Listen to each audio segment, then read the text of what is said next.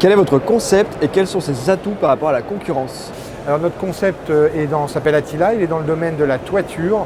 On est sur l'augmentation de la durée de vie des toits.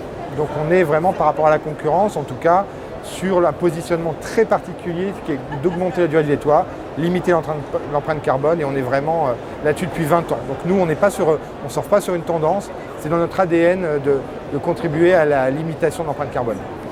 Quelles sont les actualités et grands projets 2023 de votre réseau?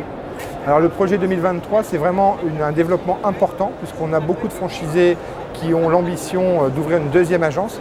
Il y en a déjà eu une première vague. La formation qui est aussi au cœur de notre stratégie. Donc la formation pour finalement attirer des talents pour nos franchisés, leur proposer des évolutions de carrière. Donc on a vraiment une grande ambition sur la formation au sein d'Attila pour 2023. Quelles sont vos perspectives et ambitions de développement?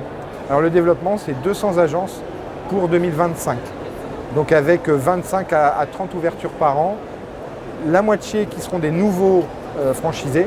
Donc voilà, on espère recruter des candidats qui viennent de milieux très différents, des gens qui viennent de la grande distribution ou des gens qui ont un parcours plutôt management porté sur l'humain. Et puis l'autre partie sera faite par nos propres franchisés qui ouvriront leur deuxième implantation.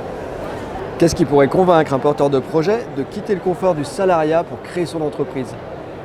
Alors s'il se sent confort dans le salariat, il faut qu'il reste. Ce qui va faire que la personne va venir entrepreneur, c'est qu'elle a d'autres ambitions et que dans le cadre du salariat, elle ne se retrouve plus. Donc il faut un moteur particulier pour finalement se mettre à son compte.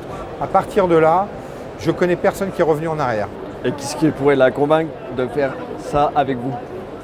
Eh bien, je n'ai pas envie de convaincre, j'ai envie que ce soit une évidence. Donc le conseil que je peux donner à un candidat, c'est d'aller voir plusieurs enseignes, de prendre le temps de bien faire le point avec lui-même sur son projet, son ambition. Nous, on propose vraiment un vrai parcours d'entrepreneur indépendant, rattaché à un réseau, mais vraiment, on veut des chefs d'entreprise qui ont de l'ambition et qui ont envie de prendre soin de leurs collaborateurs. À partir du moment où ils se retrouvent dedans, il viendra naturellement chez nous.